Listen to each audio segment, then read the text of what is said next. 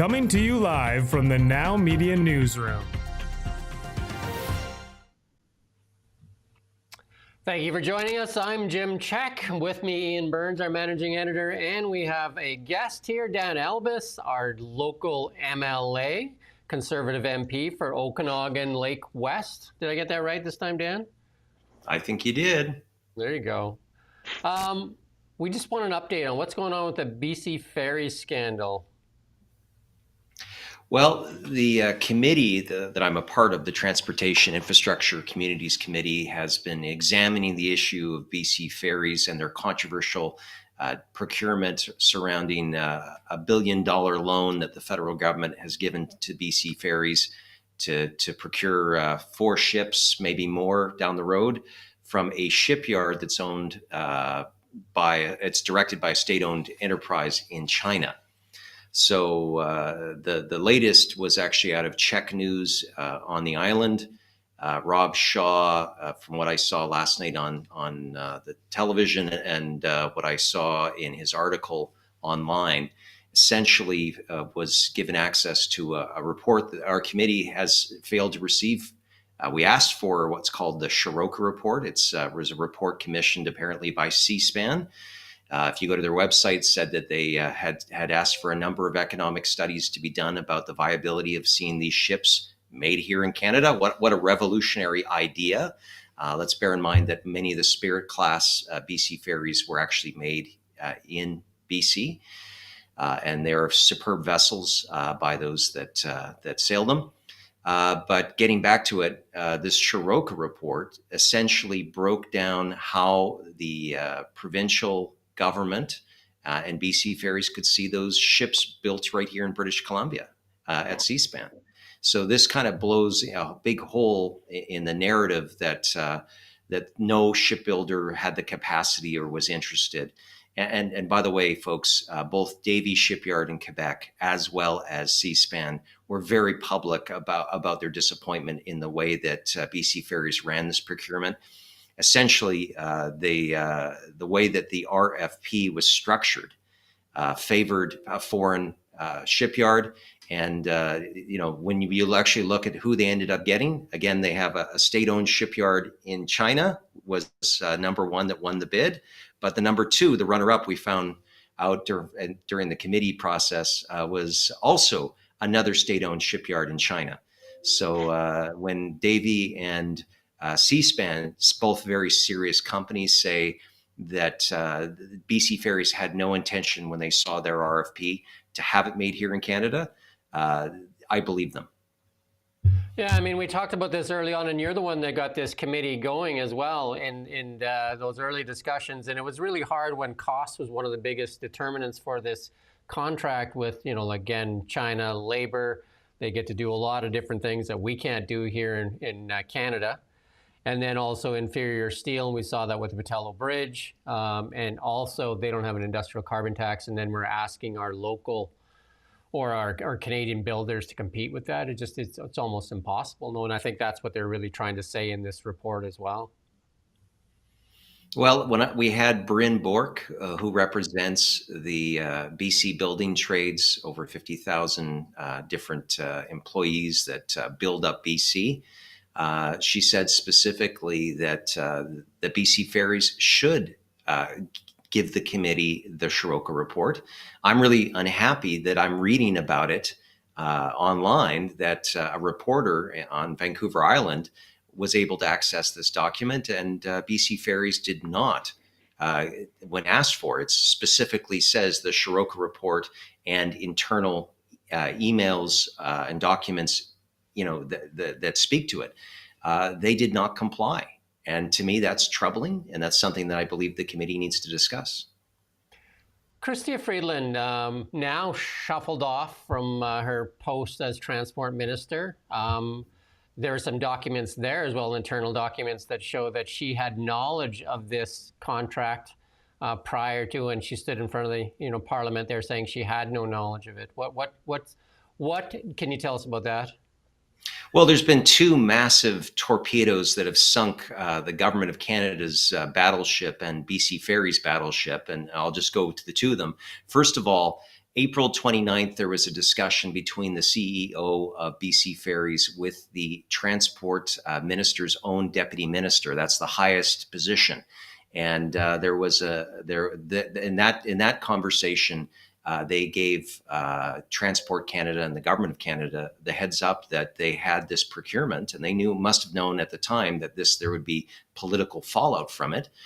But just imagine this: the day after the election, okay, and this is after the Canadian Infrastructure Bank and the BC Ferries Corporation decided that they would have this loan to pay for this. So these things happen within a week of each other.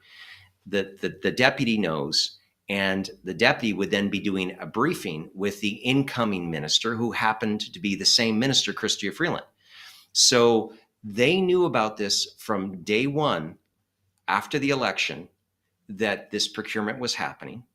And yet, fast forward to June 12th, when I started asking questions in the House of Commons about this, and she put her hand on her heart, saying that she had no idea about this and how disappointed she was. They sat on their hands. Mark Carney's government sat on their hands. They didn't say, no, we're not going to work with you on this procurement. We're not going to fund $1 billion of offshoring of Canadian shipbuilding and steel jobs. No, they just sat on their hands and waited for someone to raise it. And when I did raise it in the House, she acted all upset. She acted so upset that she even wrote a letter to Mike Farnworth, the minister provincially responsible, and basically gave him a hard time for this shipbuilding. So like, it's completely outrageous that they allowed this all to happen. They knew from day one.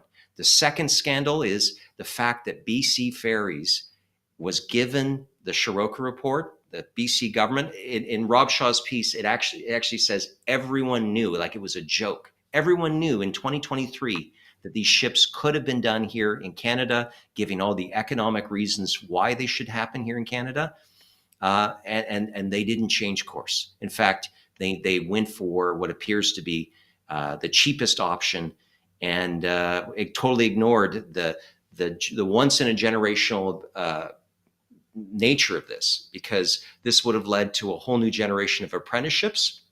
Davie Shipyard called this the largest non-governmental civilian procurement when it comes to ships, and the tax revenues from both the employment, but also from the supply chains. This would have been an enormous benefit, particularly now when we see almost daily how our unemployment rates are going up. BC has one of the worst rates in Canada, by the way, for youth, and we're seeing economic issues happening, and I just will I'll put a pin in it in just 1 second. But let's be mindful that both Mark Carney and David Eby wrapped themselves in the maple leaf during their elections, saying, "Canada's strong. Let's be our own best customer. Let's be more resilient. Let's do it here in Canada." And yet, all of them, fully knowing that they had the opportunity, just did nothing. To me, that's scandalous. Yeah, we keep hearing the message, build Canada strong. That's one of their talking points for sure. Build Canada strong. Use Canadian aluminum and steel, which is obviously, this is full of Canadian aluminum and steel. Build industry.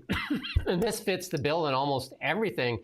Yet they seem very reluctant, even as this thing is exposed to a lot of sunlight, that to pull it back. And is there an opportunity still to pull this back? I know that you guys are asking for it to be pulled back. John Rustad's asking for it to be pulled back, but very little coverage from our mainstream outlets like CTV and CBC. Rob Shaw doing a tremendous job there. Again, like small outlets doing this kind of work. Where is our big media in kind of exposing this and calling government to account on this? Well, look, I don't, as a conservative, I don't like the idea of politicians telling what you to write or what you to say or what Rob Shaw should write about and what they should say. But I personally find it scandalous that we have at the highest offices, both the Prime Minister and the Premier seem to be perfectly content to send Canadian opportunities to a state-owned shipyard in China. to me, that's scandalous alone. But look, this is on Mark Carney now. He now knows that A, this Shuroka report exists, B, that the BC government, along with BC Ferries, were informed of the fact that C-SPAN wanted to do them and had a plan, and that it's up to him now to decide how to handle that. So I'm really looking forward to the next committee meeting. I'm really looking forward to seeing what Mr. Carney has to say in the House of Commons the next time he even tries to utter the words "Buy Canada." Look, Canadians have been buying Canadian. We know how to do it. It seems that our governments have no idea how to do it. Have you read this other story by Rob Shaw where he lays out the family tree of the Canada Infrastructure Bank? I know he's got some string theory going on here, but have you seen this one here? We can put that up there. Have you seen that? I think that's Sam Cooper. What's that? I think you mean Sam Cooper. Sam Cooper, sorry. Yeah, Sam Cooper. That's correct. Yeah, Sam Cooper at the Bureau. I am aware of the report. And again, there are a number of ties. I believe the Transportation Infrastructure and Communities has reported on this before about many of the ties that seem to have happened. Look, like this is a trend we see with this Liberal government on many fronts, where they say that they're all about, in this case, Buy Canada, let's do it here, and yet it's always insiders that seem to be on the fast track towards special favors. And again, we've seen testimony the other day talking about how many potential ethics conflict of interest that this prime minister may have. So, look, I'm sure if there's a couple of threads here we can pull, but that's really why I'm happy that we seem to have media asking the tough questions and reporting on it. And that's why I'm happy we have our committee doing a deep dive. And we keep finding more inconsistencies with what the government says that it wants to do and what it's actually doing.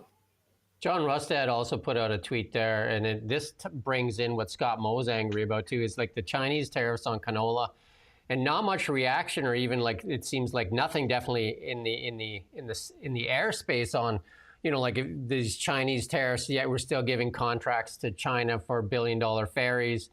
Any reaction to that? Well, my leader addressed this at his press conference, but it's something I've said before. We should not be rewarding the People's Republic of China when they tariff us. When they hit our seafood harvesters, particularly our crab harvesters in BC, and our canola, which, by the way, is one of our biggest cash crops that we have, it is, to be sending them $1 billion worth of business, while they are putting up sometimes tariffs higher than 70%. To me, that's not right. It's the wrong way to do it. But look at this. Mr. Carney said during the election that he was a skilled negotiator. Yet we have higher tariffs with the United States than we did during that election writ. We have higher tariffs with China. And we still don't see any progress when it comes to things like Canadian beef getting access to the European market.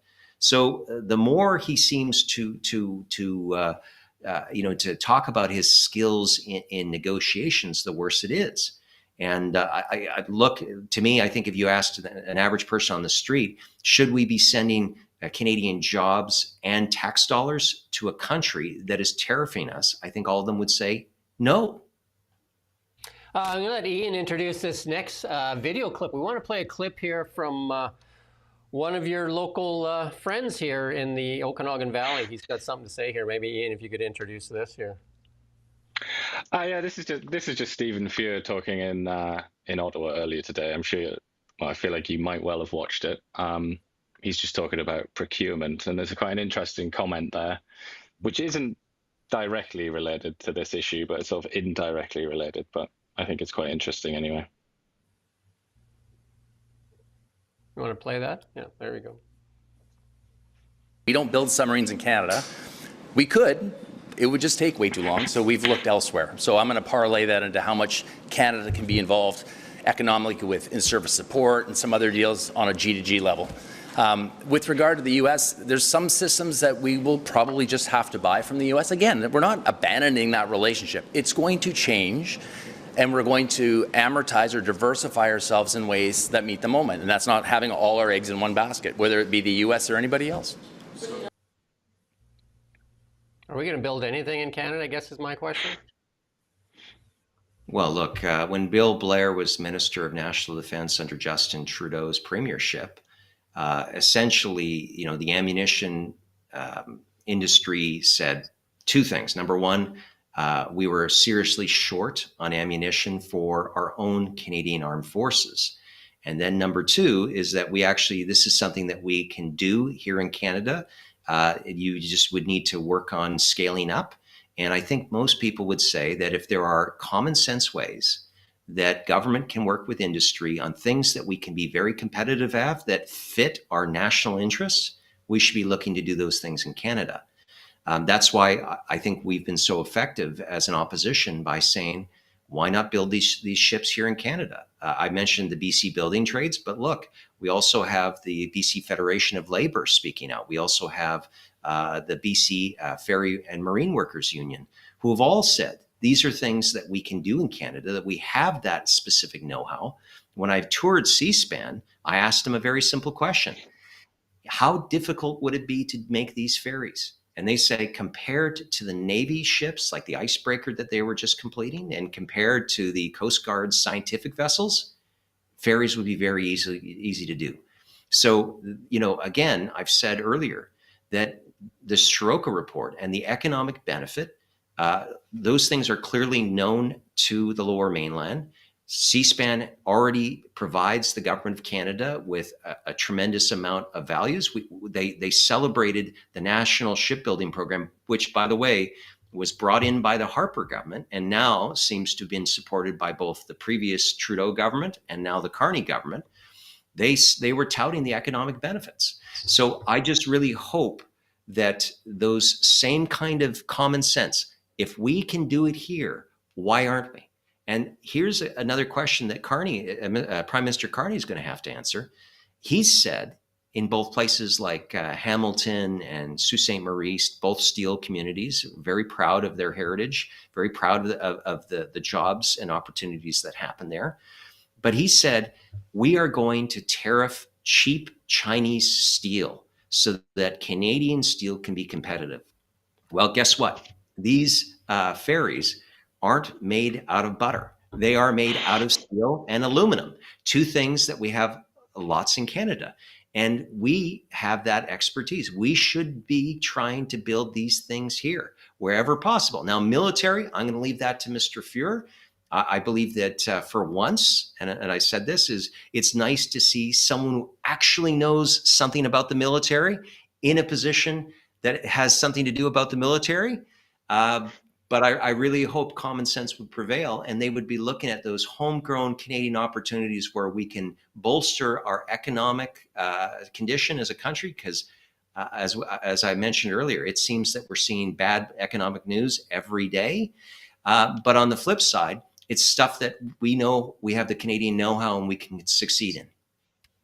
Yeah, I mean, what message is what I get out of this? What message does this send to the Canadian worker when they keep saying "Build Canada Strong"? We're Canadian jobs, Canadian steel, Canadian aluminum, and here's the BC Ferries decision, and also then now we're talking about submarines that we're offshoring. So what are Canadians capable of doing? I guess is the question I would ask to Stephen Fuhr and to Mark Carney and that. Like, what is it that we're able to do? Are we just a service industry? Should we just serve tables, or what should we do here if we can't? We got tons of steel and aluminum that we can't sell to the States right now. So what are we supposed to do with it? Yeah, no, that's an excellent question, and I would be quite interested in hearing some of the answers. Yeah, Ian, you got any questions on that? Yeah, I do have a few.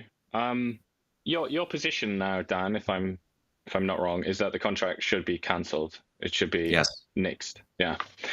What would happen then if we did that? Is there a possibility we would be boycotted by Weihai Shipyard, or possibly even China put on more tariffs? Have you Have you worked out what would happen in that event? Well, again, there's only been a few payments that have gone out, so I'm not sure about what the status is for BC Ferries. Remember that it is BC Ferries and the Canadian Infrastructure Bank that have the agreement, not the shipyard. So that's something that is a question for BC Ferries to answer.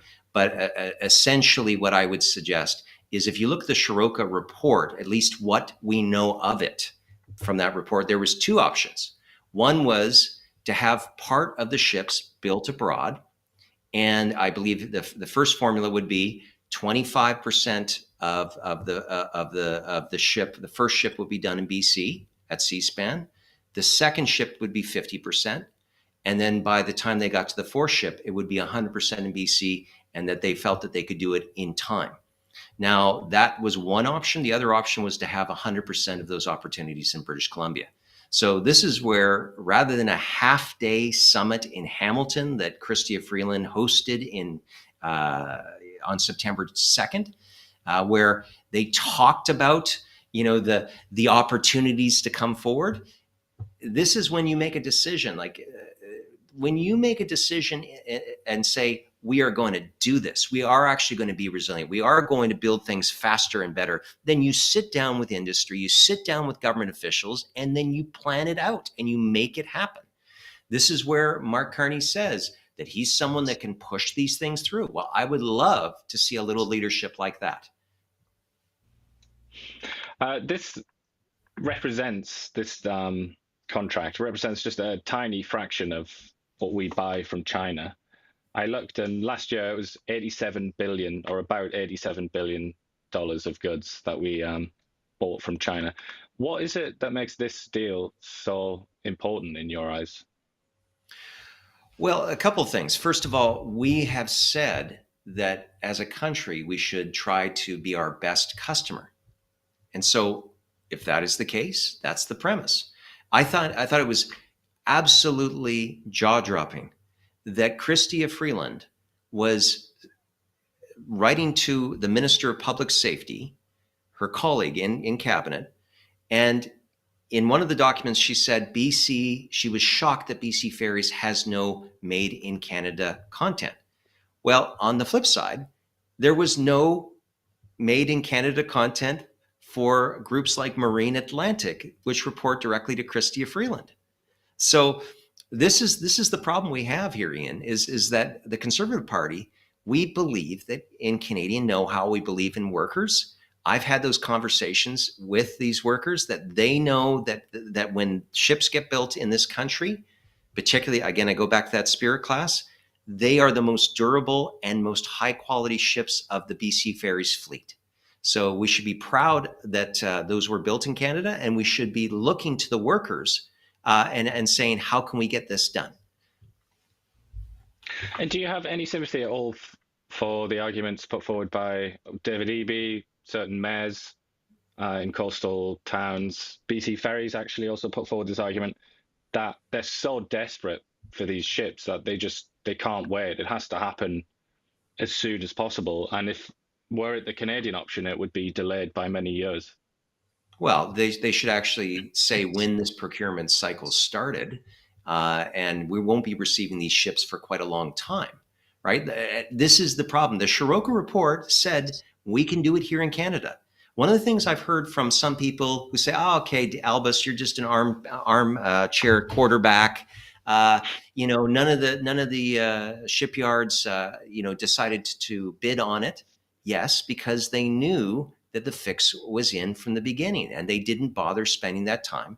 But they did, again, Seaspan paid the Shuroka consulting firm probably a lot of money to say exactly how these ships, and then we're giving various options, including having some of the ships done abroad with again, Canadian content requirements. They also produced a second plan that would say it would be all in Canada. So this isn't like they were just pie in the sky. Seaspan is not a fly-by-night operation. These people know their work. So again, the BC Ferries itself has not given my committee the document, the Shuroka report, and its internal discussions. They gave us lots of other things, but they did not give us that. So to me, the question is, what is BC Ferries hiding? When Did does the the commission Shuroka wrap up? report give them enough that they could say, well, no, that's unreasonable? No, we don't know.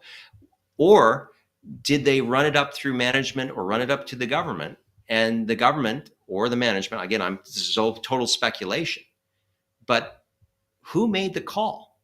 Who made the call that this should go to the cheapest price versus working within Canada? Anyway, to me, I'm still in shock that an NDP premier who is low in the polls and facing lots of economic challenges would have opted to have ships sent out to China. And to me, it's beyond. It's crazy to me that Mark Carney is allowing this all to happen again. When can we He's expect enabling. when can we expect the commission to wrap up and get a final report? That's a great question. I was hoping that we would have a meeting today, so that didn't occur. But I believe that next week we'll have some more meetings. I just really hope that we have some good witness testimony. Last week we had all of the different labor unions that I was talking about, and I got to tell you, I would not have wanted to be a Liberal in that committee, because the anger presented at the government for funding this and offshoring their jobs was palpable.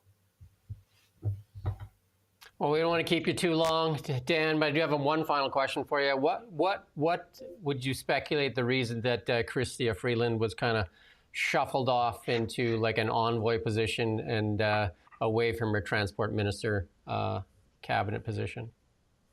Look, I'll let Chrystia Freeland talk for herself, but to me, it just seems curious that when that production order, because all members of the Liberal committee, all members of the committee would have received the same access to the documents that I did. And by the way, I just want to let the public know that almost, I'd say 80% plus of the documents are public on the Transportation Infrastructure Community's website, so they can go on and take a look. That's something I believe we need to be transparent on. But there was a lot of things that blew a big hole in her narrative, that she was shocked and dismayed.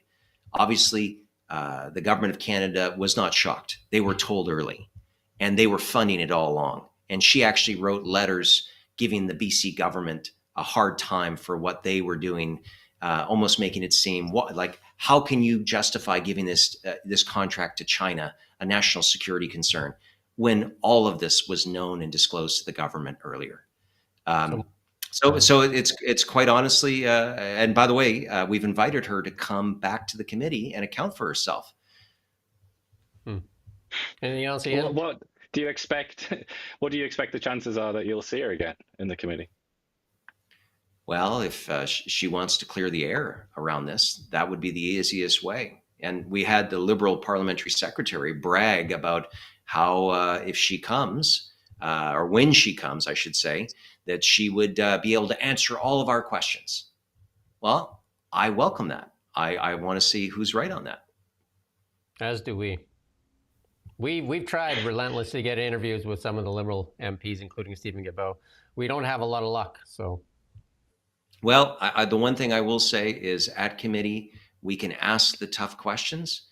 Unfortunately, when I asked Chrystia Freeland if she was standing by her letter to Mike Farnworth saying not one federal dollar should go towards this procurement of these ships and the loan, she was totally silent. And I will tell you, I have a lot of respect for all members of parliament. It's a tough job.